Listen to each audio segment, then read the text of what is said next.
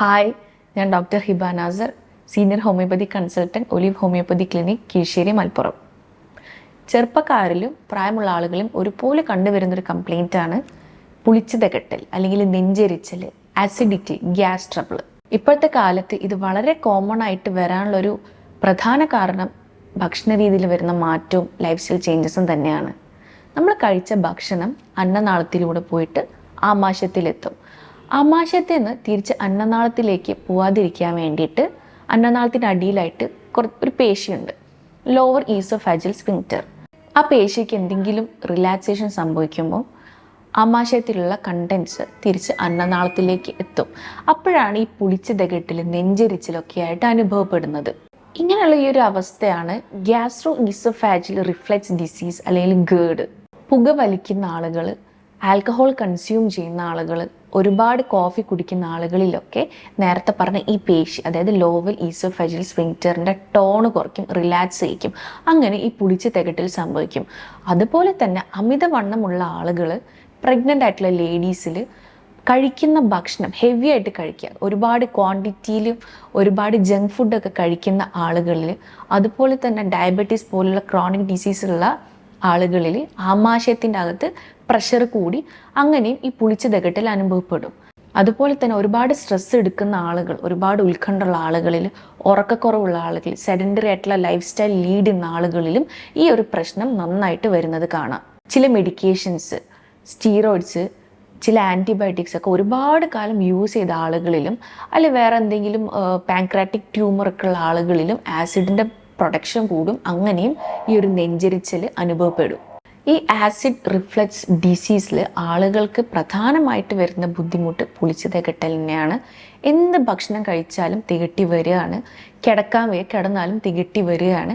തൊണ്ടയിൽ എന്തോന്നും കെട്ടിക്കിടക്കുന്ന പോലെ, തൊണ്ടയിലുണ്ടാകുന്ന ഭയങ്കരമായിട്ടുള്ള എരിച്ചിൽ, നെഞ്ചെരിച്ചൽ, ഓക്കാനം, ഭക്ഷണം കഴിക്കാനുള്ള ബുദ്ധിമുട്ട്, ഭക്ഷണം കഴിക്കുമ്പോഴുള്ള വേദന, ഗ്യാസ് ട്രബിൾ, ആസിഡിറ്റി, ഇങ്ങനെയൊക്കെ ആയിട്ടാണ് പേഷ്യൻസ് വരുന്നത്. അതുപോലെ തന്നെ ചില ആളുകൾക്ക് ലെഫ്റ്റ് സൈഡിൽ നെഞ്ചുവേദന ഉണ്ടാകും. ഒരു ഹാർട്ട് അറ്റാക്ക് ഒക്കെ പോലെ തോന്നിപ്പിക്കുന്ന രീതിയിൽ ഉണ്ടാകുന്ന ലെഫ്റ്റ് ചെസ്റ്റിൽ ഉണ്ടാകുന്ന വേദന, ആ വേദന കയ്യിലേക്ക് സ്പ്രെഡ് ആകാം. ഈ നെഞ്ചിരിച്ചിലും പുളിച്ചു തികട്ടലും ഒക്കെ ഇനീഷ്യൽ സ്റ്റേജസിലൊക്കെ ആണെങ്കിൽ ഭക്ഷണ രീതിയിൽ വരുന്ന മാറ്റം, ലൈഫ് സ്റ്റൈൽ ചേഞ്ചസ് കാരണം നമുക്ക് തീർച്ചയായിട്ടും മാറ്റിയെടുക്കാം. പക്ഷേ ഇത് ശ്രദ്ധിച്ചില്ലെങ്കിൽ കുറച്ചും കൂടെ കഴിഞ്ഞാൽ ഈ തികട്ടി വരുന്ന കണ്ടൻസ് അന്നനാളത്തിൽ നീർക്കെട്ടും വിള്ളലുകളും ഉണ്ടാക്കും.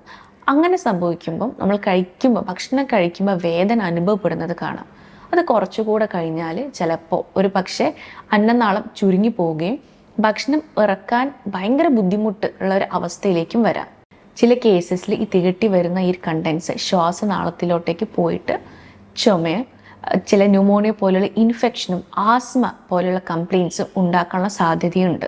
അന്നനാളത്തിലുള്ള രക്തക്കുഴലുകളിൽ ഇത് ചിലപ്പം എഫക്റ്റ് ചെയ്യും. അങ്ങനെ ബ്ലീഡിങ്ങും രക്തക്കുറവും ക്ഷീണവും ഇത് ഉണ്ടാക്കും. വളരെ സിവിയർ ആയിട്ടുള്ള നെഞ്ചിരിച്ചിലാണ്, ഒരുപാട് കാലമായിട്ട് നീണ്ടു നിൽക്കുന്നുണ്ട്, അത്രയും സിവിയർ ആണ് എന്നുണ്ടെങ്കിൽ ഒരു പക്ഷേ അത് അന്നനാളത്തിലുള്ള കോശങ്ങൾക്ക് ഇത് മാറ്റം വരുത്തി അത് ഒരു പക്ഷേ ക്യാൻസറായി മാറിയേക്കാം.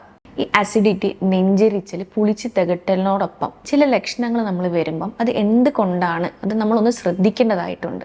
സിവിയറായിട്ട് വരുന്ന രക്തക്കുറവ്, വെയിറ്റ് കൂടെ കുറഞ്ഞു വരികയാണ്, വിശപ്പ് ഒട്ടും ഇല്ല, ഭയങ്കര ക്ഷീണം, ഛർദി, സിവിയറായിട്ടുള്ള വേദന, സ്റ്റൂൾ പാസ് ചെയ്യുന്നതോടൊപ്പം രക്തം ഡാർക്ക് കളർ അല്ലെങ്കിൽ ബ്ലാക്ക് നിറത്തിൽ അതോടൊപ്പം രക്തം പോവുകയാണെങ്കിൽ അത് എന്താണ് എന്നുള്ളത് നമ്മൾ ശ്രദ്ധിക്കേണ്ടതായിട്ടുണ്ട്.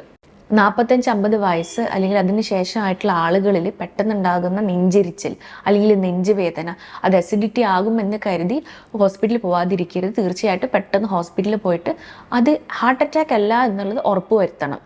അന്നനാളത്തിൽ ഈ പുളിച്ചു തികട്ടലും നെഞ്ചെരിച്ചിലും കാരണം ഉണ്ടാകുന്ന മാറ്റം എന്തുകൊണ്ടാണ് എന്നുള്ളത് തിരിച്ചറിയാൻ എൻഡോസ്കോപ്പി ചെയ്താൽ നമുക്കത് മനസ്സിലാക്കിയെടുക്കാൻ പറ്റും.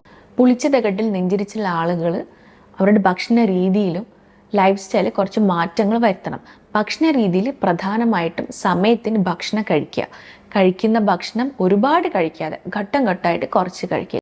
എരിവ്, പുളി, ഓയിൽ, അതുപോലെ തന്നെ ജങ്ക് ഫുഡൊക്കെ മാക്സിമം ഒഴിവാക്കണം. ഫ്രൂട്ട്സ് നന്നായിട്ട് കഴിക്കണം, പ്രത്യേകിച്ച് പുളിയില്ലാത്ത ഫ്രൂട്ട്സ്. അതുപോലെ തൈര്, പ്രത്യേകിച്ച് പുളിയില്ലാത്ത തൈര് ഡെയിലി കഴിക്കുന്നതും നല്ലതാണ്. വെള്ളം നന്നായിട്ട് കുടിക്കണം. വെള്ളം കുടിക്കുമ്പം ആഹാരം കഴിഞ്ഞ് 1-1.5 മണിക്കൂറിന് ശേഷം മാത്രമേ വെള്ളം കുടിക്കാവൂ.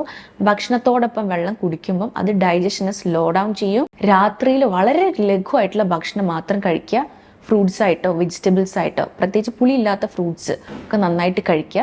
രാത്രിയുള്ള ഭക്ഷണം നേരത്തെ കഴിക്കുക. ഭക്ഷണം കഴിഞ്ഞ ഒരു 3 മണിക്കൂറിന് ശേഷം മാത്രമേ ഉറങ്ങാവൂ.